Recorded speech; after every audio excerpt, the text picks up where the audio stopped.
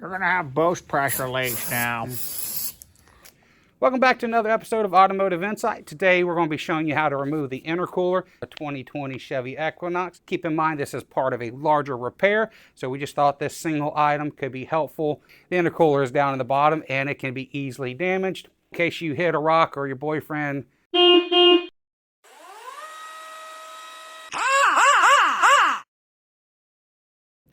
All right, before we start any of our repairs, we're going to disconnect our battery because this has a front camera in the bumper, like a 3D camera system, and sometimes those need to be calibrated, and I don't have anything like that. So we're going to try to disconnect the battery. That way the car doesn't know that the sensor was ever disconnected.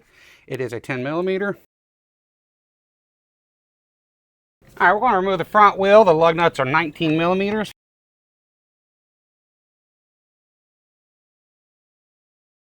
Next, we're going to remove. Next, we have two different fasteners. We have about 8 or so 7 millimeters. There's 3 here on the side, and 4 or 5 here on the bottom. And then we got 4 T15s here on the edge. So we're going to remove all of those.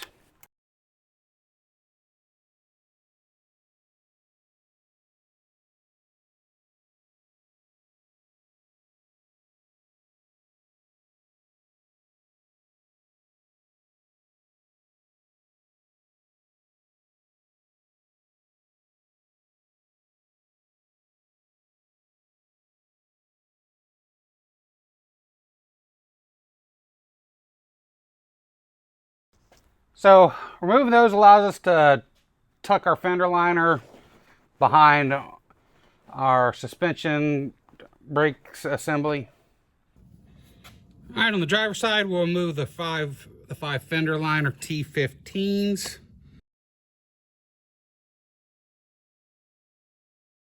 Next, we're going to remove some of the lower plastics. There's about 17 or so 7 millimeter screws.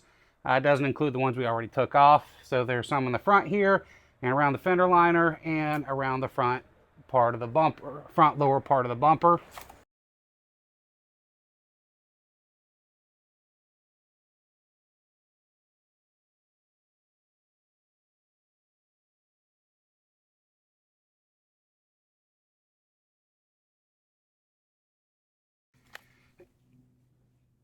So next we're going to work on removing the bumper. The bumper corner has a 7 millimeter bolt up top here. There is one on the passenger side, but that one side has also connectors. But with this removed, we can get access to that 7 millimeter bolt.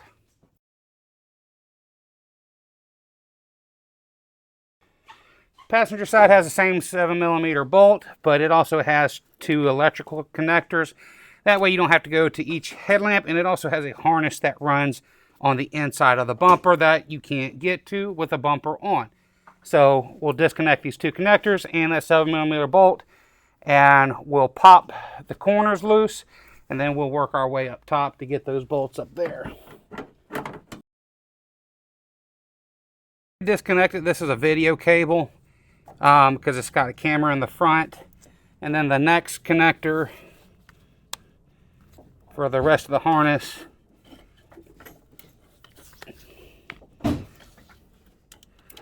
The rest of the other connector is other end of this harness up here. Let's see if we can't pop the bumper loose to get access to it. All right, we got our 1 7 millimeter bolt here out on the end. The rest is just held in by clips by the bumper stay. If you try pulling directly on this, you do run the risk of tearing the tabs. What I found works is you kind of reach on the inside and push up and out on the bumper. So we're going to remove these 6 T15s. With our bumper loose, we can get our last connector.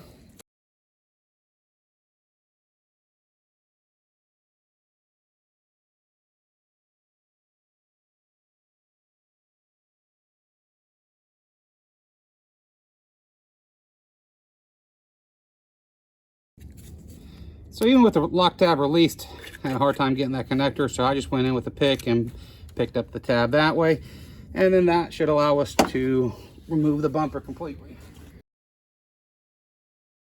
We're going to start working on the intercooler.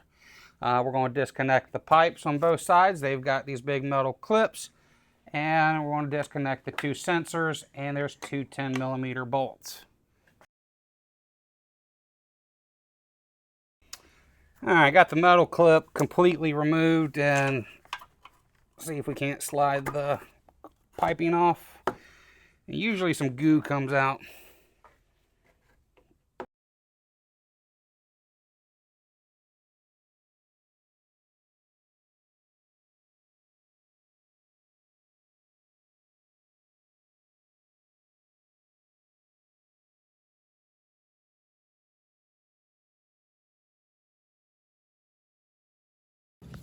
Before putting the intercooler back on, we're going to reinstall our clip here.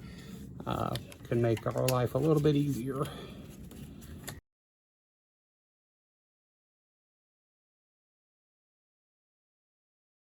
Going to wipe these out and put some silicone grease because there is an O-ring there.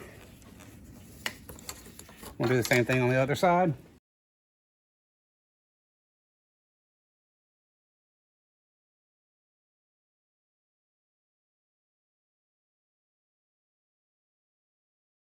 All right, we got our hoses cleaned out. We're just gonna put some grease in there.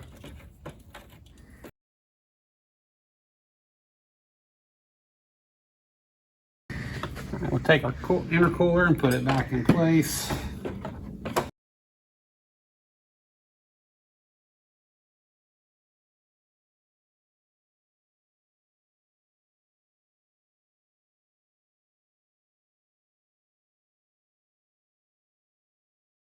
All right, got our intercooler mounted. Next, we'll reconnect our sensors, and we'll connect our intercooler tubing. Bumper back on.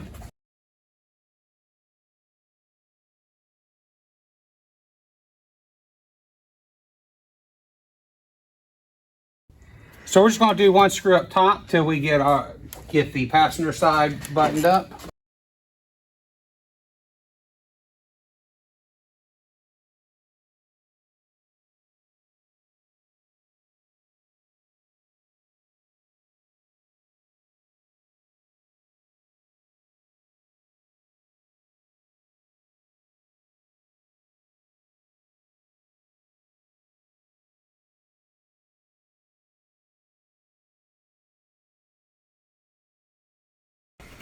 All right, we got our bumper back on and snapped in place, and then we'll put our 7mm screws in.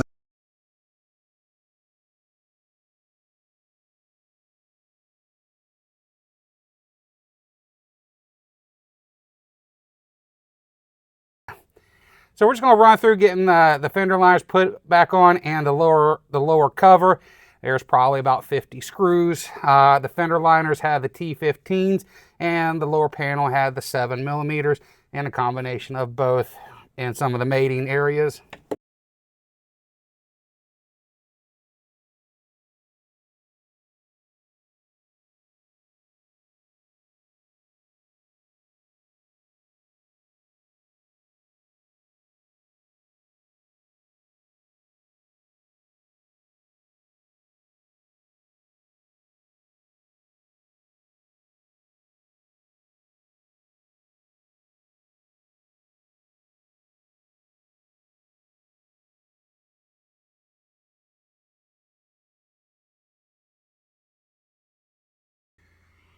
Got our fender liners bolted back up, the lower plastics and the other fender liner. We'll put our wheel back on and we'll put it on the ground.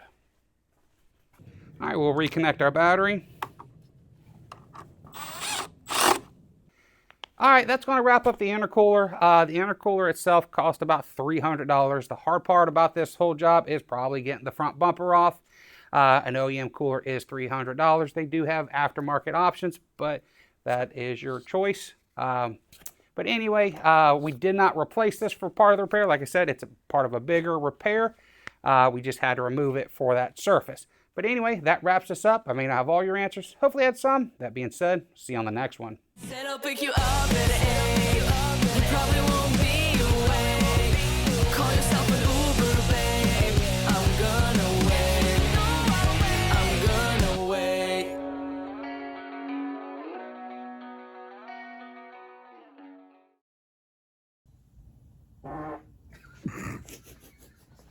Meter screws in the side. Yeah, dogs.